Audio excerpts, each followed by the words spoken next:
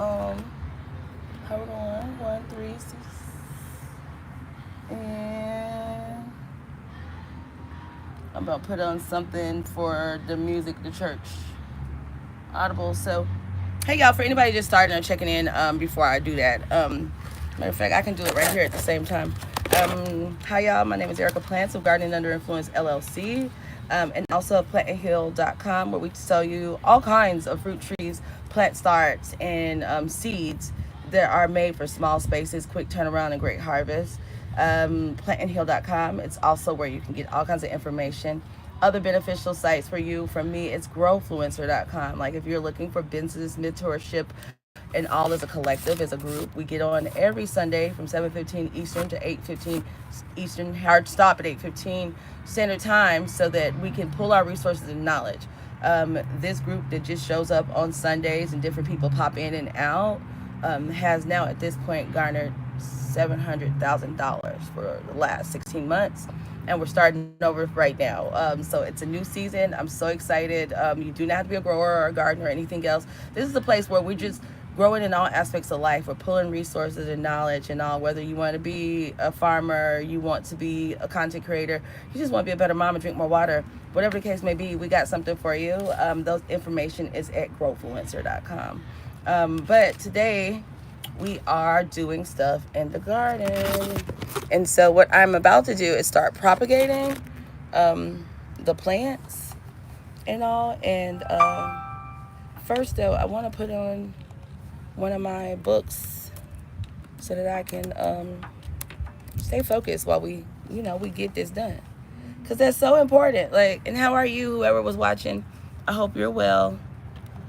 Let's see. 1 second, y'all. I know you'll be like, Erica, why don't you have this together? But this is only my second time doing a live. Well, my third now, because I just did one on here. And more than that. There's just a lot going on. Let's see. I want to do 4 agreements. Let's go to page 2. Let's go to our own harvest. And let's talk about heirs property. Yeah, let's do heirs property. Because, child, heirs property. It's a mess in itself. Let me see. Play. And let's go to the chapters. And let's get to... You need adjusting when you get through with everything. Okay, Handed, Little Farm, Big Dreams. Black and White, the way I see it. Cutting Greens, The Last Plantation. We know what The Last Plantation is. Handed the Rain, excerpt from Black and White, the way I see it. Resilience. Back to the Land, no. They also argue that he Let's see, Money Talk. I do, oh, Dispossessed, there we go. Chapter 16. There we go, hold on. Dispossessed. Family bought land 1 generation after slavery. The Reals brothers spent 8 years in jail for refusing to leave it. By Lizzie Presser. Okay, now let's get into... Spring of 2011. The brothers, Melvin Davis and Lycurtis Reals, were the talk of Carteret County. Is that too loud? Central coast Hi. of North Carolina. So... Some people said that the brothers were righteous. Okay. Others thought that they had lost their minds. I don't know if y'all can hear that, but... Melvin Okay, so hey y'all, so what I'm doing right now is I'm taking cuttings of the tomatoes.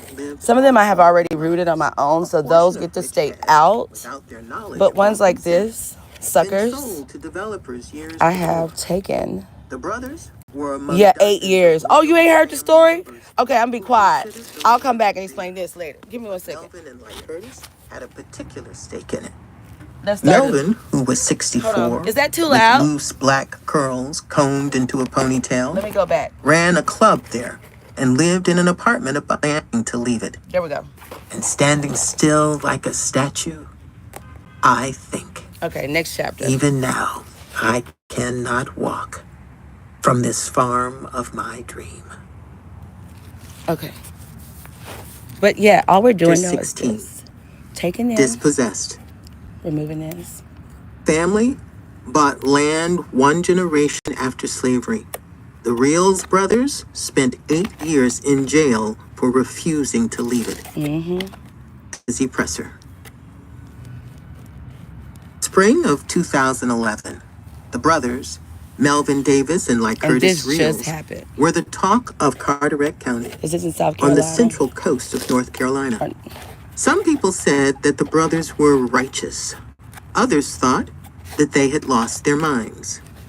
That March, Melvin and Lycurgus stood in court and refused to leave the land they had lived on all their lives, a portion of which had, without their knowledge or consent, It's so been important. sold to developers years before. Horrible. The brothers were among dozens of Reel's family members who considered the land theirs, but Melvin and Lycurgus had a particular stake in it. Melvin, who was 64, with loose black curls combed into a ponytail, ran a club there and lived in an apartment above it. He'd established a career shrimping in the river that bordered the land, and his sense of self was tied to the water. Lycurgus, who was 53, had spent years building a house near the river's edge, just steps from his mother's. Great-grandfather had bought the land 100 years earlier, when he was a generation removed from slavery. The property, 65 marshy acres that ran along Silver Dollar Road from the woods to the river's sandy shore, was racked by storms. Some called it the bottom, or the end of the world. Melvin and Lycurgus' grandfather, Mitchell Reels, was a deacon. He farmed watermelons, beets, and peas, and raised chickens and hogs. Churches held tent revivals on the waterfront, and kids played It was in a the waterfront. It was the river, a only prime black spot waterfront. for catching red-tailed shrimp and crabs bigger than shoes. During the later years of racial segregation laws, the land was home to the only beach in the county that welcomed Happy black birthday. families. It's our own little black country club, Melvin and Lycurgus' sister Mamie liked to say. In 1970, when Mitchell died, he had one final wish. Whatever you do, he told his family on the night that he passed away, don't let the white man have the land. Mitchell didn't trust the courts, so he didn't leave a will. Instead, he let the land become heirs' property, The worst a thing. form of ownership in which descendants inherit an interest like holding stock in a company. The practice began during Reconstruction, when many African Americans didn't have access to the legal system. And it continued through the Jim Crow era, when black communities were suspicious of white Southern courts. In the United States today, 76% of African Americans Land do is not still- have a will, Yeah. more than twice the percentage of white Americans. He assumed that not having a will keeps land in the family.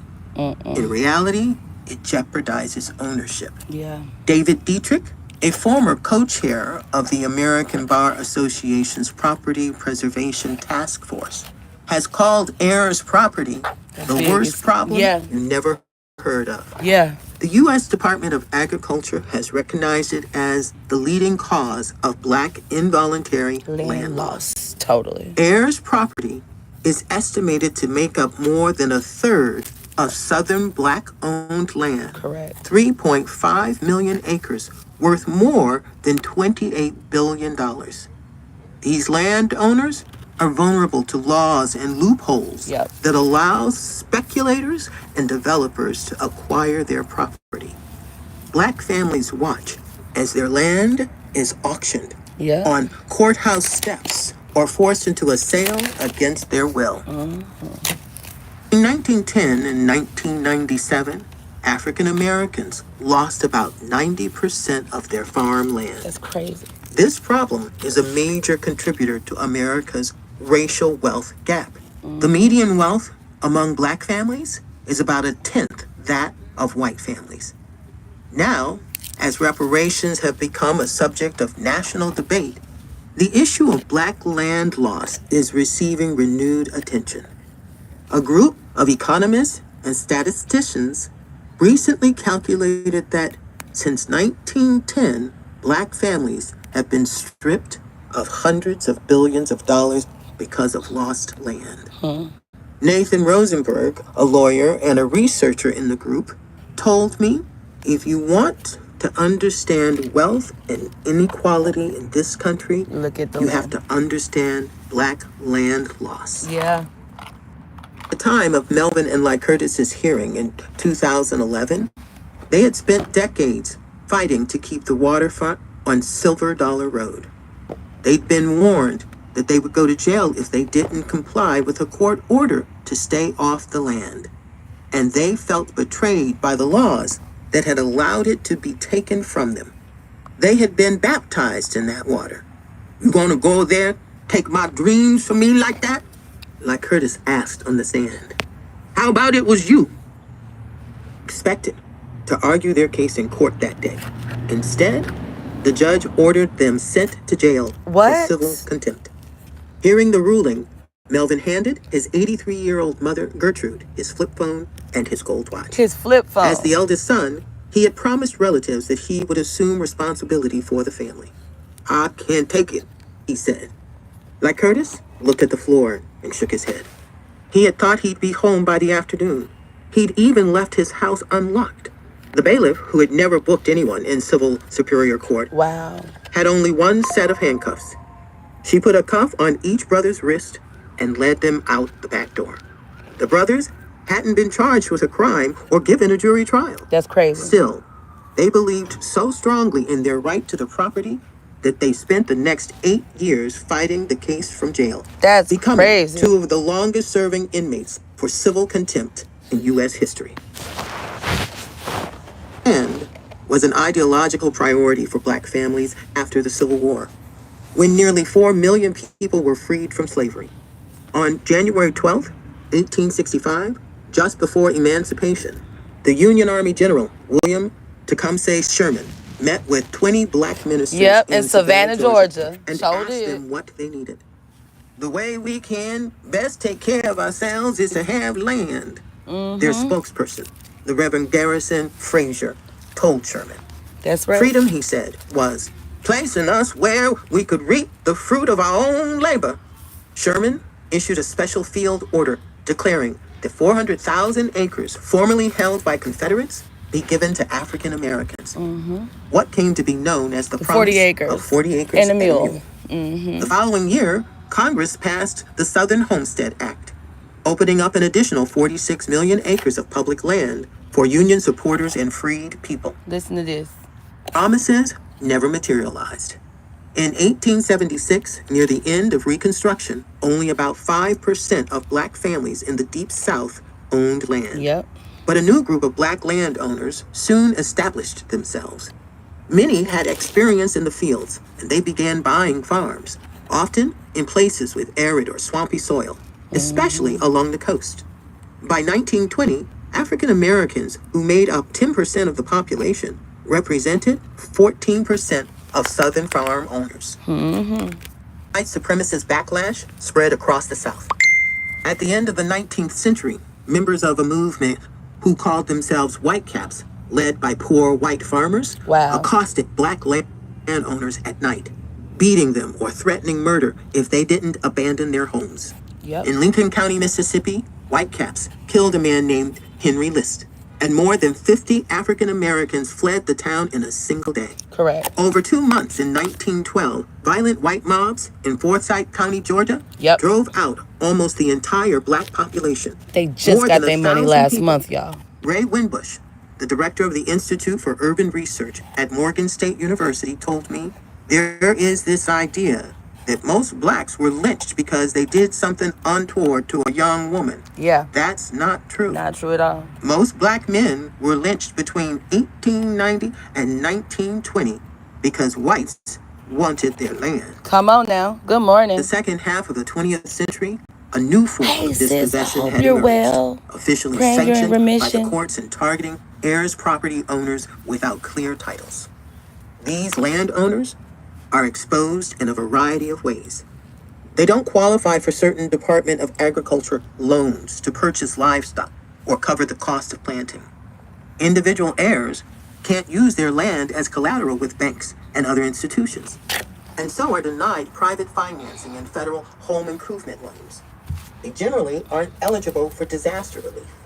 In 2005, Hurricane Katrina laid bare the extent of the problem in New Orleans, where 25,000 families who applied for rebuilding grants Didn't get had them. heirs property. One Louisiana real estate attorney estimated that up to $165 million of recovery funds were never claimed because of title issues. Ain't that crazy? Heirs are rarely aware of the tenuous nature of their ownership.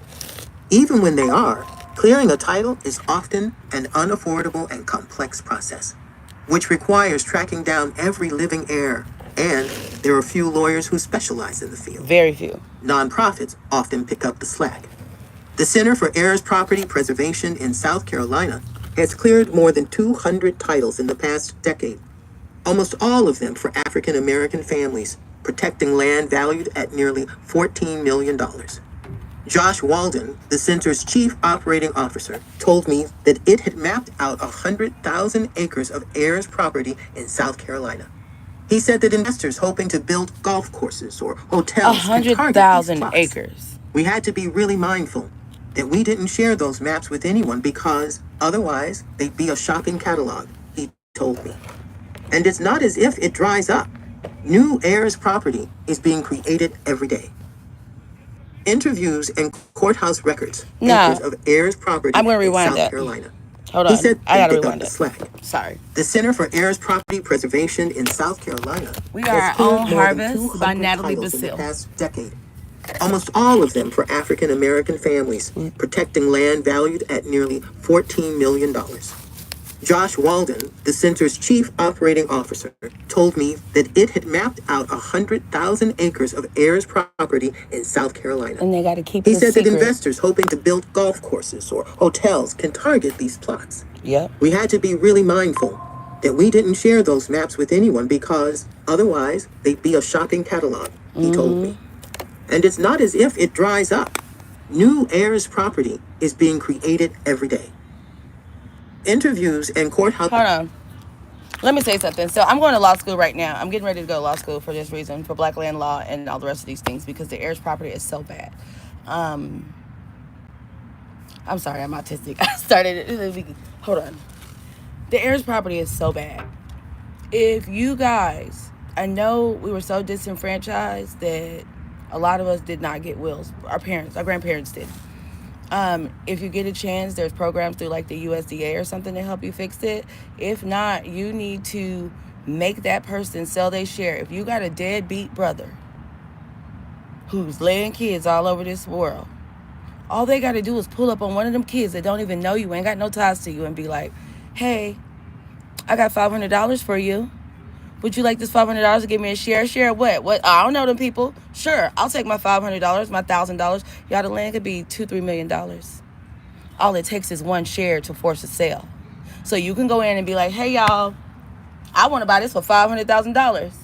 And they be like, no, it's worth this and everything else. Well, now guess what? They're a part of your family. They bought a share. And because they bought a share, then they now can force the sale. And seeing as you and your family economically ain't got $500,000 around to buy him out or buy them when it goes to auction, then now he probably gets it for like $100,000, $200,000, because he can go to court and say, no, I got it.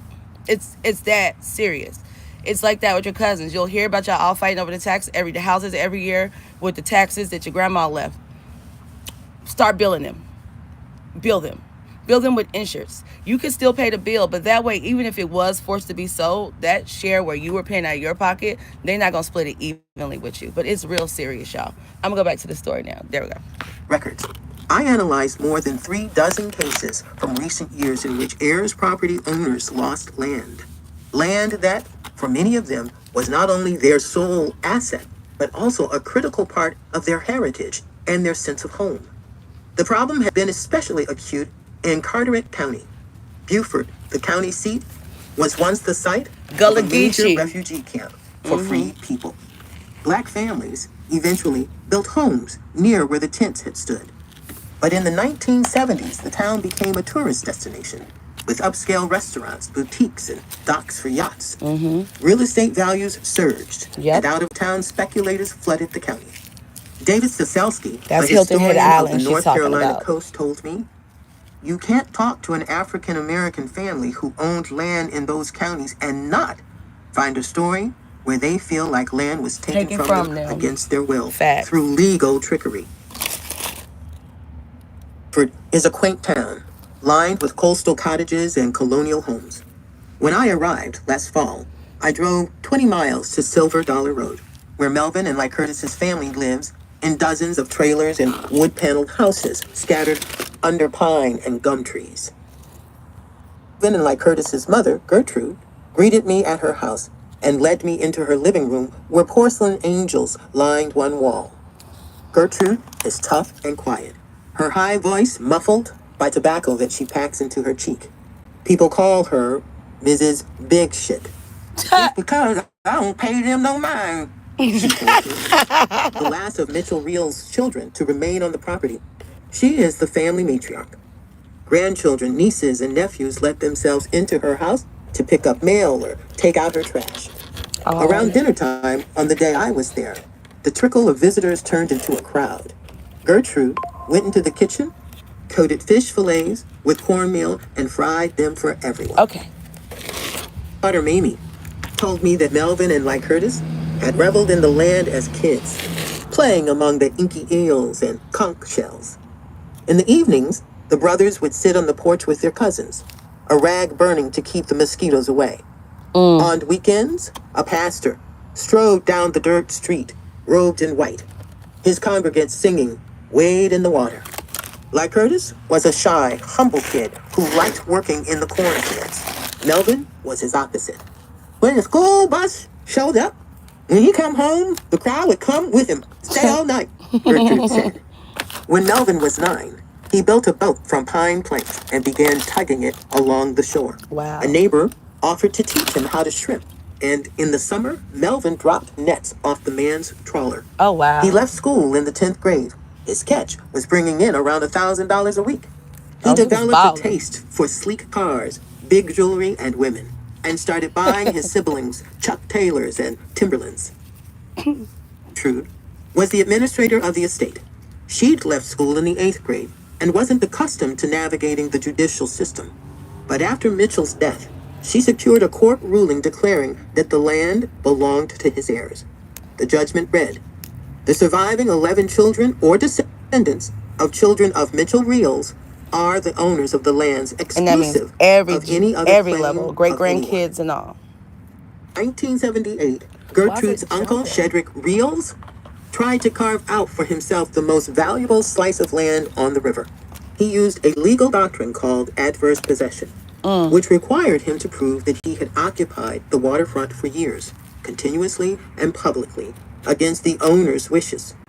Shedrick, who went by Shade and worked as a tire salesman in New Jersey, hadn't lived on Silver Dollar Road in 27 years. Wow. But he claimed that tenants had stood in for him. He had built a house on the waterfront in 1950, and relatives had rented it or run it as a club at various times since. Some figured that it was Shade's land. He also produced a deed that his father, Elijah, had given him in 1950, even though Mitchell, another of Elijah's sons, had owned the land at the time. Shade made his argument through an obscure law called the Torrens Act. Under Torrens, Shade didn't have to abide by the formal rules of a court. Instead, he could simply prove adverse possession to a lawyer, whom the court appointed, and whom he paid. The Torrens Act has long had a bad reputation, especially in Carteret. It's a legal way to steal land, Theodore Barnes, a land broker there, told me. The law was intended to help clear up muddled titles, but in 1932, a law professor at the University of North Carolina found that it had been co-opted by big business. Wow. One lawyer said that people saw it as a scheme whereby rich men could seize the lands of the poor. Even Shade's lawyer, Nelson Taylor, acknowledged that it was abused. He told me that his own grandfather had lost a Look at my 50-acre lavender. plot to Torrens. First time he knew anything about it was when somebody told him that he didn't own it anymore, Taylor said. That was happening more often than it ever should have. Mitchell's kids and grandkids were puzzled that Shade's maneuver was legal. They had Mitchell's deed and a court order declaring that the land was theirs. And they had all grown up on that waterfront. How can they take this land from us and we own it? Melvin said. We've been there all our days. Gertrude's brother Calvin, who handled legal matters for the family, hired Claude Wheatley III, the son of one of the most powerful lawyers in town, to represent the siblings at a Torrens hearing about the claim. Gertrude, Melvin, and his cousin Raphael Reels, the only surviving heirs who attended the hearing, said that they left confident that the waterfront hadn't gone to shade. No one in the family thought at the end of the day that it was his land and we were going to walk away from it forever. What is Raphael this? It's some kind of bulb. He told me a different story. In his memory, the Torrens hearing was chaotic, but the heirs agreed to give Shade, who has since died, the waterfront. When I pressed Wheatley, he conceded that not all the heirs liked the outcome, but he said that Calvin had consented. I would have been upset if Calvin had not notified them, because I generally don't get involved in those things without having a family representative in charge, he told me. He said that he never had a written agreement with Calvin, just a conversation. Calvin died shortly after the hearing. The lawyer examining Shade's case granted him the waterfront. Wow. And Wheatley signed off on the decision. The Reels family, though it didn't know it yet, had lost the rights to the land on the shoreline. Dang. Curtis had set up a trailer near the river a couple of years earlier, in 1977. He was working as a brick mason and often hosted men from the neighborhood for Budweiser and beans in the evenings. Melvin had become the center of a local economy on the shore. He taught the men how to work the water, and he paid the women to prepare his catch, pressing the soft crevice above the shrimp's eyes and popping off their heads. He had a son, Little Melvin, and in the summers, his nephews and cousins. These are from came to the beach, PlantandHill.com. too. One morning, he took 8 of them out on the water and then announced that he'd made a mistake. Only 4 were allowed on the boat. He threw them overboard one by one. Wow. We're thinking we're going to drown, one cousin told me. And he jumps off the boat with us and teaches us how to swim. Oh. 1982, Melvin and Gertrude received a trespassing notice from Shade. They took it to a lawyer who informed them that Shade now legally owned a little more than 13 acres of the 65-acre. Shut The up. family was stunned and suspicious of the claim's validity.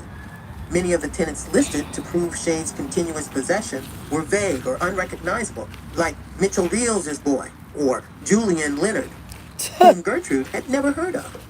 She had a sister named Julia and a brother named Leonard, but no memory of either one living on the waterfront. The lawyer who granted the land to Shade had also never reported the original court ruling that Gertrude had won, as he should have done. Wow. Shade's ownership would be almost impossible to overturn.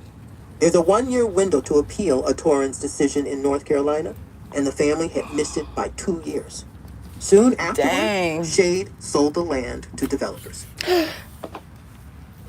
Bills is new that if condos or a marina were built on the waterfront, the remaining 50 acres of Silver Dollar Road could be taxed, not as small homes on swampy fields, but as a high-end resort. If they fell behind on the higher taxes, the county could auction off their property. It would break our family right up, Melvin told me. You leave here, you got no more freedom. This kind of tax sale has a long history in the dispossession of heirs property owners. In 1992, the NAACP accused local officials of intentionally inflating taxes to push out black families onto Fusky, a changed South my Carolina mind. sea island that has become one of the hottest real estate markets. Yes, on it the is, Atlantic y'all. The coast. Fusky's so dope, Property but taxes had gone expensive. up as much as 700% in a single decade. It is clear 700%. that the county has pursued a pattern of conduct that disproportionately displaces or evicts African Americans from the Fusky, thereby segregating the island and Sorry, the county as a whole. The NAACP wrote to county officials. I'm taking that out. Nearby Hilton Head, which as recently as Sorry, 2 y'all. decades heirs property, now, by one estimate, has a mere 200 such acres left. Wow. Investors fly into the county each October Each to bid October. on tax-delinquent properties in a local gymnasium. They sure do. Upscale town of Summerville, South Carolina, I met Wendy Reed, who in 2012 was late paying $83.81 $83. in taxes on the lot she had lived on for nearly 4 decades. a former state politician named Thomas Limehouse, who owned a luxury hotel nearby, bought Reed's property at a tax sale for $2,000. That's some about an BS. eighth of its value. Reed had a year to redeem her property, but when she tried to pay her debt, officials told her that she couldn't get the land back because she wasn't officially listed as her grandmother's heir. Ain't that She'd have something? to go through probate court. Here, she faced another obstacle. Heirs in South Carolina have 10 years to probate an estate after the death of the owner. After the And death. Reed's grandmother had died 30 years before. Bogus. Tax clerks in the county estimate that each year they send about a quarter of the people who try to redeem delinquent property to probate court because they aren't listed on the deed or named by the court as an heir. Limehouse told me to not probate the estate and not pay the taxes shouldn't be a reason for special dispensation. When you let things go, you can't blame the county. Reed has been fighting the case in court since 2014. Wow. I am still not leaving, she told me. You'll have to pack my stuff and put me off. Here's the conflict on Silver Dollar Road was dormant, and Melvin continued expanding his businesses. Each week, Gertrude packed 2-pound bags of shrimp to sell at the farmer's market, along with petunias and gardenias from her garden. Melvin was also remodeling a nightclub, Fantasy Island, on the shore. He decked it out with disco lights and painted it white. He said so that You on want to the let water, these it touch shine like gold. the ground and root. You The see? majority of the property remained You see in the the family, roots? including That's the a new land on strawberry which plant. It's a Gertrude's sucker. house stood. A But like runner. Curtis had been building a home in place of his trailer on the contested waterfront. Once was it the gets most pretty its spot, nutrients he out, told me. I'd walk to the water and look at my yard and see how beautiful it was. then you can He'd collected the cut it signatures off of its other mama, heirs to but not prove until that it he had roots. permission and registered a deed. So let's put some Real sand some estate soil right agents or there. speculators came to the shore. Melvin tried to scare them away. A developer told me that once, when he showed the property to potential buyers, Melvin had a roof rack behind his pickup, jumped out, snatched a gun out. And look, there's It another wasn't the sucker only time coming. that Melvin took out his rifle. You show people that you got to protect yourself, he told me. Any fool who wouldn't do that would be crazy. Yeah. His instinct had always been to confront a crisis head on. When hurricanes came through and most people sought higher ground, he'd go out to his trawler and steer it into the storm. Field's family began to believe that there was a conspiracy against them.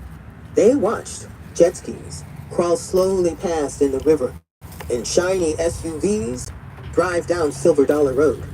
They suspected that people were scouting the property. Melvin said that he received phone calls from mysterious men issuing threats. I thought people were out to get me. Gertrude remembers that one day at the farmer's market, a white customer sneered that she was the only thing standing in the way of development. Wow. 1986, Billy Dean Brown, a partner at a real estate investment company called Adams Creek Associates, had bought Shade's waterfront plot, sight unseen, to divide and sell. Brown was attracted to the strength of the Torrens title, which he knew was effectively incontrovertible. When he discovered that Melvin and Lycurtis lived on the property, he wasn't troubled. Brown was known among colleagues as Little Caesar, a small man who finished any job he started. In the early 2000s, he hired a lawyer, Claude Wheatley III. The man once tasked with protecting the Reels family's land Wow. was now being paid to evict them from it. That's crazy. Melvin and Lycurtis saw Wheatley's involvement as a clear conflict of interest. Their lawyers tried to disqualify Wheatley, arguing that he was breaching confidentiality and switching sides, but the judge denied the motions. Wow. Here this year, I met Wheatley in his office, a few blocks from the county courthouse. Tall and imposing, he has a ready face. And All I'm doing is just tucking them in. You don't want them too hot, too low, because they'll ride, but you don't want them too high. You need that root He told me that he take had some no ground. confidential information about the Reelses, and that he'd never represented Melvin and Lycurtis. He'd represented their mother and her siblings. Melvin won't own 1 square inch until his mother dies, he said. Wow. In 2004, Wheatley got a court order prohibiting the brothers from going on the waterfront property. The Reels family began a series of appeals and filings asking for the decree to be set aside. But judge after judge ruled that the family had waited too long to contest the Torrens decision. Curtis didn't talk about the case. He tried to hide his stress, but Mamie told me you could see him wearing it. Occasionally, she would catch a glimpse of him pacing the road early in the morning. When he first understood that he could face time in jail for remaining in his house, he tried removing the supports underneath it, thinking that he could hire someone to wrench the foundation from the mud and move it elsewhere. Gertrude wouldn't allow him to go through with it. "You're not going with this house nowhere," she told him. "That's yours." 4 a.m. on a spring day in 2007, Melvin was asleep in his apartment above the club when he heard a boom, like a crash of thunder. He went to the shore and found that his trawler, named Nancy J., was sinking. Wow. Yellow plastic gloves, canned beans, and wooden crab boxes floated in the water. There was a large hole in the hull, and Melvin realized that the boom had been an explosion. He filed a Wow. report with the sheriff's office, but it never confirmed whether an explosive was used or whether it was an accident, and no charges were filed. Melvin began to wake with a start at night, pull out his flashlight, and scan the fields for intruders. Time of the brothers' hearing in 2011, Melvin had lost so much weight that, like Curtis joked, that he could store water in the caverns by his collarbones. The family had come to accept that the dispute wasn't going away. If the brothers had to go to jail, they would. Dang. Even after the judge in the hearing found them guilty of civil contempt, Melvin said, "I ain't backing down." Like Curtis called home later that day. "It'll be all right," he told Gertrude. "We'll be home soon." They ain't come home The for most 8 pernicious hours. legal mechanisms 8 years. used to dispossess heirs, property owners, is called a partition action. In the course of generations, heirs tend to disperse and lose any connection to the land. Yeah. Speculators can buy off the interests of a single heir, and just one heir or speculator, no matter how minute his share, can force the sale of an entire plot through the court. Andrew Carl, an associate professor of history and African American studies at the University of Virginia, told me that even small financial incentives can have the effect of turning relatives against one another. Yeah. And developers exploit these divisions. You need to have some willing participation from black families, driven by the desire to profit off their land holdings, Carl said. But it does boil down to greed and abuse of power, and the way in which Americans' history of racial inequality can be used to the advantage of developers. Facts. As the Reals family grew over time, the threat of a partition sale mounted. If one heir decided to sell, the whole property would likely go to auction at a price that none of them could pay. Again, y'all. Top the tomato. When courts originally gained crop the it, authority to order a partition take sale most of that off. around the time of the Civil War, the Wisconsin Supreme Court called it an extraordinary and dangerous power that should be used sparingly. Yeah. In the past several decades, many courts have favored such sales, arguing that the value of a property in its entirety is greater than the value of it in pieces. But the sales are often speedy and poorly advertised and tend to fetch below market prices. And you want to put it, once you prop these, under the shade so it's not too much on it because it doesn't have roots. Monte Carlo by the Hold on, I'll be right back. His family, which once owned thousands of acres, ran the largest black beach in the state, with juke joints and crab shacks, an amusement park, and a 3-story hotel. But over the decades, developers acquired interests from other heirs, and in 2008, one firm petitioned the court for a sale of the whole property. Freeman attempted to fight the partition for years. "I didn't want to lose the land, but I felt like everybody else had sold," he told me.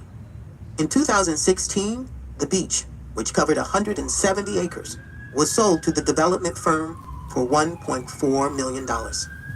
On neighboring beaches, that sum could buy a tiny fraction of a parcel. Oh my gosh, y'all. Sorry. Freeman got only $30,000. Let's pause it. Plus, property isn't just money. It's also identity. In one case that I examined, the mining company PCS Phosphate. Okay. Sorry, I'm going to mute it while it's loud.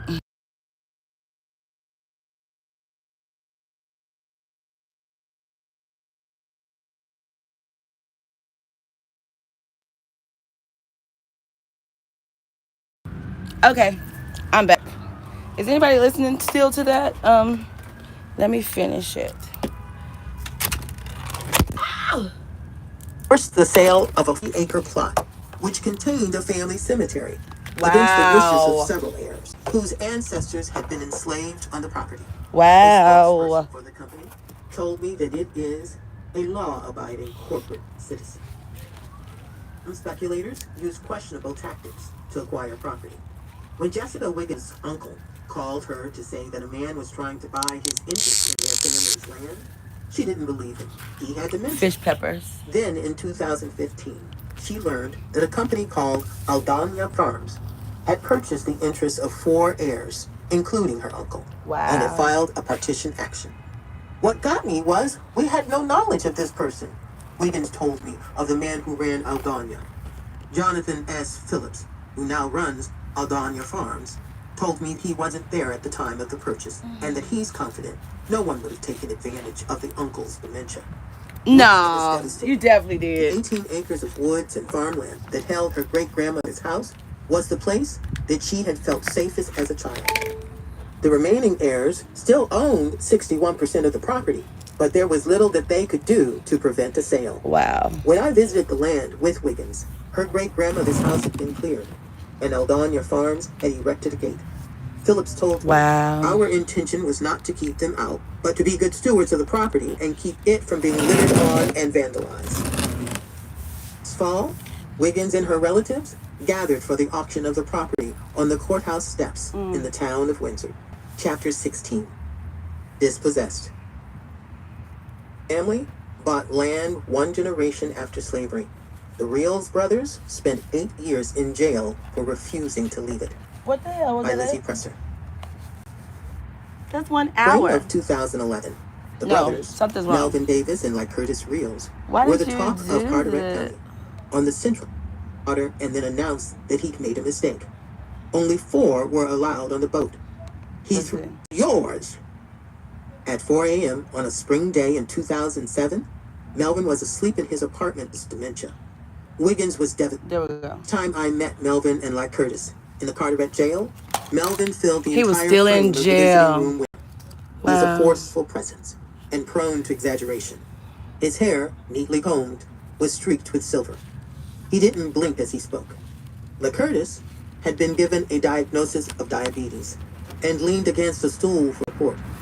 He still acted like a younger brother, never interrupting Melvin or challenging his memory. He told me that, at night, he dreamed of the shore, of storms blowing through his house. Man. The water rising, like Curtis said, and I couldn't do nothing about it. He was worried about his mother. If they took this land from my mama at her age, and she'd been farming it all her life, you know, that would kill her, he told me. Others were seen as local heroes for resisting the court order. They want to break your spirits, their niece Kim Duhan wrote to them. God had you both picked out for this. Even strangers wrote. When I was a kid, it used to sadden me that white folks had Radio Island, Atlantic Beach, Seagate, and other places to swim, but we didn't. One letter from a local woman read. She wrote that when she was finally taken to Silver Dollar Road, I remember seeing nothing but my own kind. Yeah. Black folks. North Look Carolina, at that chamomile. civil contempt is most commonly used to force defendants to pay child support. When the ruling requires a defendant to pay money other than child support, a new hearing is held every 90 days. Every 90 days. After the first 90 days had passed, Melvin asked a friend in jail to write a letter on his behalf. Melvin couldn't read well, and he needed help writing. I've spent 91 days on a 90-day sentence, and I don't understand why, Yeah. the letter read. Please explain this to me so I can go home, back to work. Sincerely, Melvin Davis.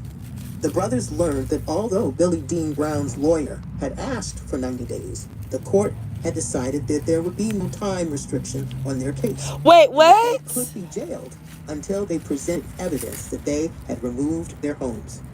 They continued to hold out. Brown wasn't demolishing their buildings while they were incarcerated, and so they believed that they still had a shot at convincing the courts that the land was theirs. That fall, Brown told the Charlotte Observer, I made my mind up. I will die and burn in hell before I walk away from this thing.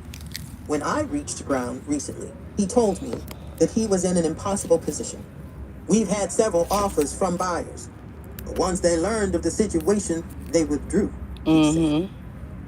3 months turned into 6, and a year turned into several. Jail began to take a toll on the brothers. The facility was designed for short stays, with no time outside and nowhere to exercise. They couldn't be transferred to a prison because they hadn't been convicted of a crime. Early Dang. on, Melvin mediated fights between inmates and persuaded them to sneak in hair ties for him. But over time, he stopped taking care of his appearance and became withdrawn. He ranted about the stolen land, though he couldn't quite nail down who the enemy was. Yeah. Shade or Wheatley or Brown, the sheriffs or the courts or the county. The brothers slept head to head in neighboring beds. Melvin would say crazy things, like Curtis told me. Lay on down, go to sleep, and wake up and say the same thing again. It wore me down. Melvin is proud and guarded, but he told me that the case had broken him. I'm not ashamed to own it, he said. This has messed my mind up. Dang it. I didn't get it. The brothers, Silver Dollar Road lost Oh, its this pulse. lemongrass smells so Mamie good, kept though, her y'all. blinds down. Oh, it She couldn't smells so stand to good. see the deserted waterfront. At night, she studied her brother's case, thumbing through the court files and printing out the definitions of words that she didn't understand, like rescind and contempt. She filled a binder with relatives' obituaries so that once her brothers got out, they would have a record of who had passed away. When Claude Wheatley's father died, she added his obituary. I kept him for history, she told me. Trude didn't have the spirit to farm. Most days, she sat in a tangerine armchair by her window, cracking peanuts or watching the shore like a guard. This winter, we looked out in silence as Brown's caretaker drove through the property. Melvin and like Curtis wouldn't allow Gertrude to visit them in jail. Like Curtis said, it hurt so bad to see her leave.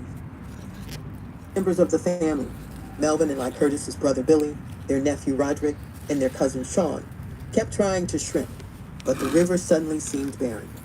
It might sound crazy, but it was like the good Lord put a curse on this little creek, where ain't nobody gonna catch no shrimp until they released, Roderick told me. Billy added, it didn't feel right no more with Melvin and them not there because we all looked out for one another. Some mornings, you didn't even want to go. Sheriff's deputies came to the property a few times a week, and they wouldn't allow the men to dock their boats on the pier. One by one, Y'all the had men time lost for that? hope and sold their trawlers. That's crazy. Sean took a job at Best Buy, cleaning the store for $11.50 an hour, and eventually moved to Newport, 30 miles southwest, where it was easier to make rent. Billy got paid to fix roofs, but soon defaulted on the mortgage for his house on Silver Dollar Road. One day you're good, and the next day you can't believe it, he told me. Roderick kept being charged for trespassing, for walking on the waterfront, and he was racking up thousands of dollars in legal fees. He'd recently renovated his boat, putting in an aluminum gas tank, large spotlights, and West Marine speakers, but without a place to dock, he saw no way to hold on to it. He found work cutting grass and posted his boat on Craigslist. A white man responded. They met at the shore, and as the man paid, Roderick began to cry. He walked up Silver Dollar Road with his back to the river. He told me, I just didn't want to see my boat leave. Yeah. Those brothers were locked in a hopeless clash with the law. One judge, who heard their case, likened them to the Black Knight in Monty Python and the Holy Grail, who attempts to guard his forest against King Arthur. Even after King Arthur has cut off both of the Black Knight's arms and legs, he still insists that he will continue to fight and that no one may pass. Although he cannot do anything, the judge wrote in an appeals court dissent.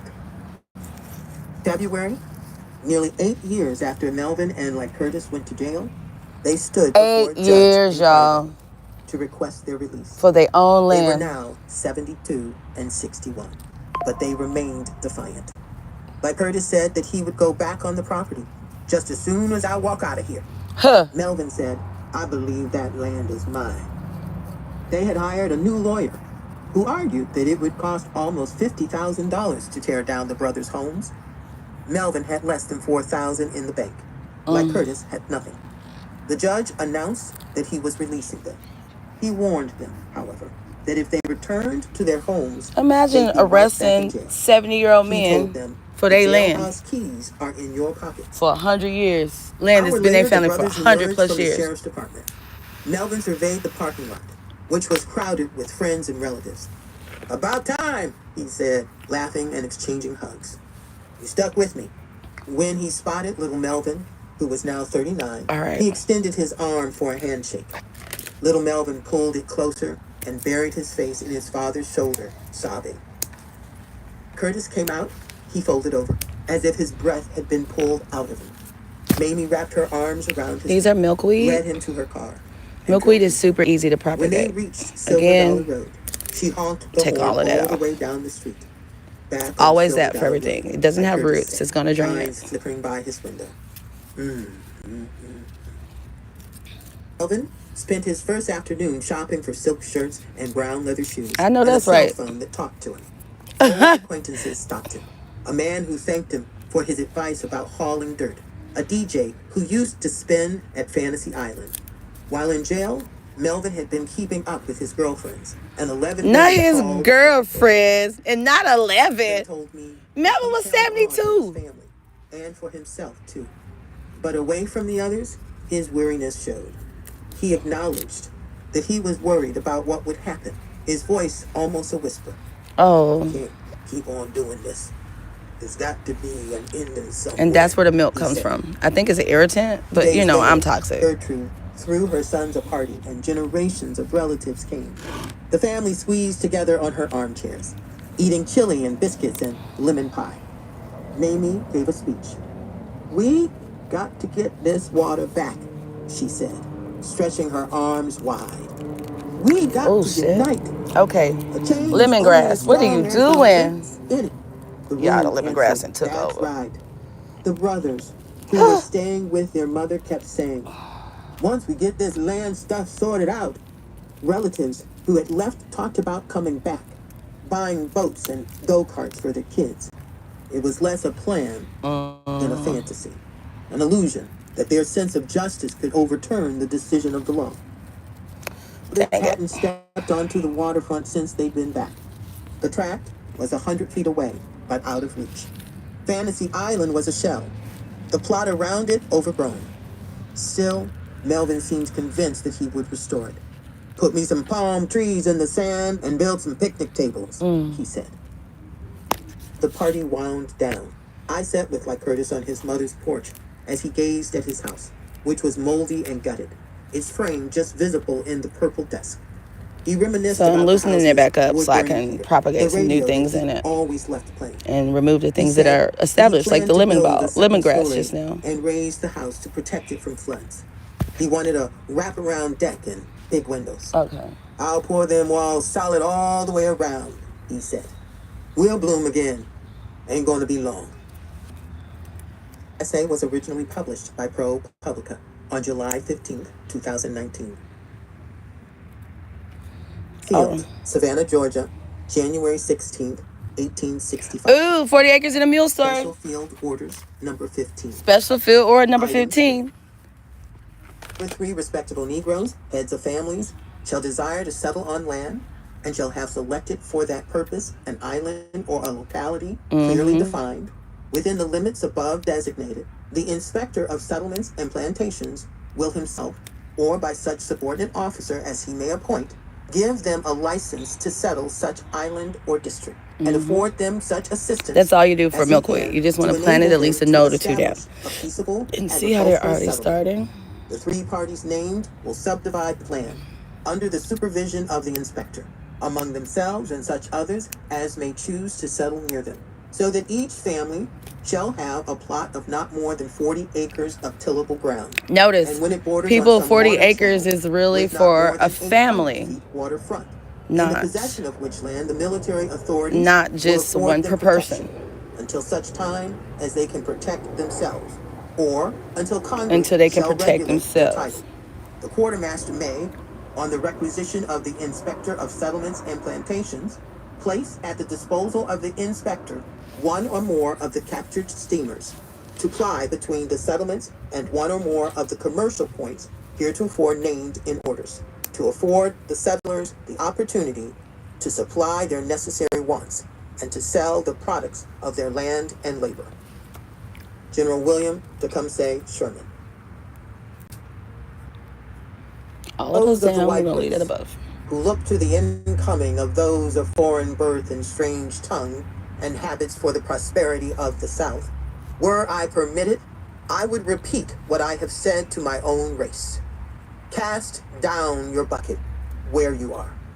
Cast it down among the 8 millions of Negroes whose habits you know, whose fidelity and love you have tested in days when to have proved treacherous meant the ruin of your fireside. Cast down your bucket among these people who have, without strikes and labor wars, tilled your fields, cleared your forests, built your railroads and cities, brought forth treasures from the bowels of the earth, just to make possible this magnificent representation of the progress of the South. T. Washington, 1895, speech before the Cotton States and International Exposition in Atlanta, Georgia. Chapter 17, Louisiana Daughters, a Conversation. Nope, I don't want to hear that one. Rita Tadimi and Margaret Wilkerson Sexton, Oakland, California. Chapter 18. Let's see. Oh, let's switch them. Chapter 10, The Last Plantation, the USDA's Racist Operating System, by Pete Daniel. Of Male course, the supremacy last became plantation. an essential element of the U.S. Department of Agriculture's default ideology, part of an operating system that dominated offices, dictated decisions, and often barred African Americans, women, Native Americans, Hispanics, and even poor whites from its agenda. USDA was established during the Civil War, but its young white fingers did not touch rural issues generated by emancipation or the transformation of labor relations that emerged after slavery, especially the crucial questions of labor control and ownership of crops. Its agenda grew, and its reach gradually expanded as the 1887 Hatch Act gave it dominion over state experiment stations. And 2 years later, the USDA gained cabinet status. The Smith-Lever Act of 1914 created the Cooperative Extension Service. You mean when they took all the Native Americans off their in land? counties throughout the country, at the same time that the Woodrow Wilson administration segregated the civil service, basically sanctioning racism throughout the federal bureaucracy. Mistreatment of black farmers degenerated into jocular racism, epitomized by Secretary of Agriculture Earl Butts's demeaning racist joke in 1976, which the Christian Science Monitor viewed as an obscene characterization of black Americans. Butts's comfort in cracking a racist joke among USDA employees suggests that such demeaning humor often bounced off headquarters walls and was echoed in distant agency outposts. Overt racist statements such as Butts's joke riddled the white male culture of the USDA, and discrimination typified departmental policy. It had taken 70 years since its founding for the USDA to gain control of the countryside, culminating in New Deal farm programs that made rural America eligible and magnified opportunities to tilt programs to favor white male farmers and to push others either into agribusiness or out of farming. To execute acreage reduction, loan policies, and the Extension Service mission, the USDA compiled records on every farm in the country, heightening the possibility of favoring white male farmers who could afford mechanization at the expense of all others. In particular, sharecroppers, African Americans, women, Hispanics, and Native Americans. This revolutionary agenda occurred in the context of a long historical continuum. The emergence of a free labor system after emancipation produced a body of new legislation as landlords insisted on labor laws to bind sharecroppers and tenants to annual contracts and lien laws that defined crop ownership. Litigation between owners and tenants in county and state courts created a complex body of decisions and precedents that varied from state to state and changed over time. Resourceful African American farmers negotiated this legal minefield, and by the first decade of the 20th century, held title to some 16 million acres of land. By 1920, there were 925,000 African American farmers. That's right. While many of the nearly 1 million black farmers were tenants or sharecroppers, the land owning class was substantial and had acquired farms during some of the worst years of discrimination and violence. Despite their numbers, black farmers had no voice in shaping legislation and USDA policy, which were controlled by the white male politicians and bureaucrats in Washington and by county USDA employees in the hinterland. With hard work and sagacity, African Americans acquired land, but holding on to it in the face of racist government policy proved increasingly difficult after the Great Depression. In 1933, Congress created the Agricultural Adjustment Administration. That's how you know it's alive. AAA, to carry out numerous programs aimed at helping farmers control surplus commodities and raise prices. Acreage allotments, that is, how much land a farmer could plant to a commodity, became the AAA's centerpiece. To execute allotments, county committees across the country relied on data collected on every farm. The Washington AAA office decided on a commodities national allotment and apportioned each state its share, and then each county was awarded acreage to be assigned to farmers based on previous production formulas. This program changed names over time, but is most familiarly known as the Agricultural Stabilization and Conservation Service, ASCS. The three-county ASCS committeemen were elected by local farmers, prompting the USDA to boast that these committees were the epitome of grassroots democracy. No, because they didn't let us in. Farmers usually voted, if at all, for better educated white men who could understand opaque USDA rules. While a few tenants may have been elected to these committees, no sharecroppers or African American farmers gained a seat, although they were sometimes allowed to vote since the only candidates were white men. A farmer disgruntled with a committee's decision could appeal to a county review committee composed of another 3 white men, or to Washington, or finally, to a federal court. Few farmers had the resources to carry a fight very far, and county committee decisions were usually the last word. The white committees often favored friends, relatives, and office help and punished those who were not white men. In the early years of the New Deal, the division of federal payments for acreage reduction created major issues between landlords and sharecroppers. In 1934, the USDA Office of the General Counsel produced a remarkable study of lien laws that revealed a legal niche that would award a portion of ASCS payments to sharecroppers, many of whom were African Americans. USDA leadership evidently considered the study a violation of its emerging agenda favoring landlords and fired the liberals. Let's try this. And supported the study. I'm going to allowing a landlord to keep the entire ASCS payment right here demonstrated not only and if sweet potatoes come up, bias, they come up. but also its determination if they to don't, subsidize that's landlords cool too. who could use federal payments Let's to see how that mechanize goes. their operations and dismiss And I'm gonna put this comfrey right here that looks USDA so bad policy now. thus defined sharecroppers out of federal payments even though legally they were eligible. Into here. William R. Amberson, a professor at the University of Tennessee Medical School in Memphis in 1934, gave a succinct account of how AAA policies turned eastern Arkansas into a battlefield as landlords and sharecroppers struggled for supremacy. In his opinion, federal policies made a bad situation worse. Laws regarding liens and tenure had usually favored landlords. But before the New Deal, disputes had been interpreted by judges and tried before juries, a step removed from local politics, and precedents were recorded in county and state reports. A Mississippi case illuminates not only an example of the complexity of lien laws, even as the USDA instituted county ASCS committees, but also African American sharecroppers' access to the courts. In 1933, tenant W.R. Jenkins rented Mrs. M.E. Jackson's farm and agreed to pay her $1,000 standing rent and received from her an advance to finance his operation.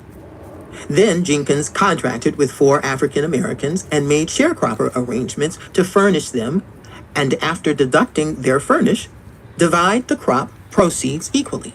Yeah.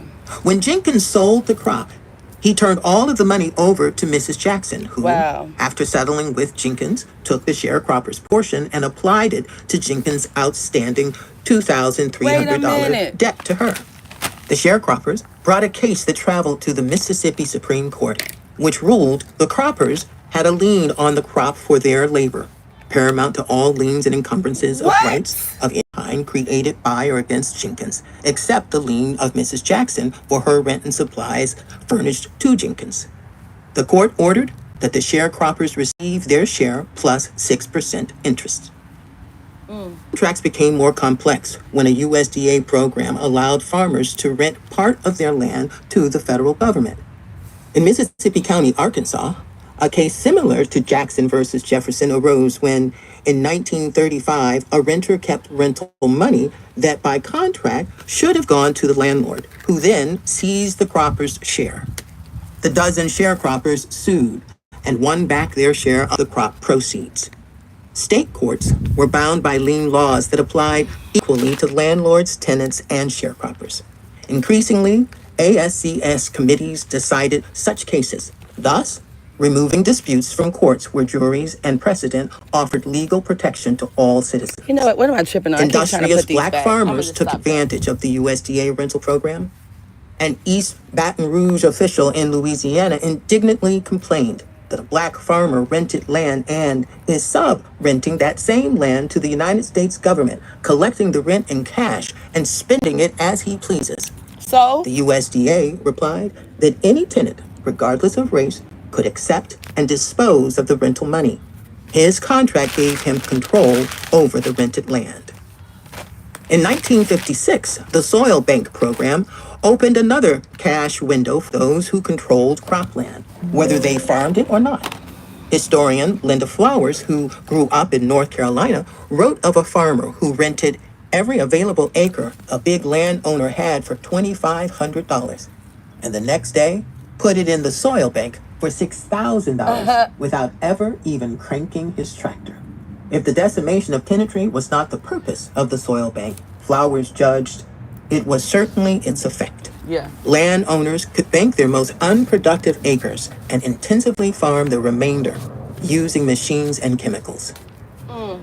ASCS committees intruded into disputes over allotments, tenure disagreements, and government programs, state and local court cases involving landlords, tenants, and sharecroppers, such as in the Jackson and Delaney cases, decreased drastically.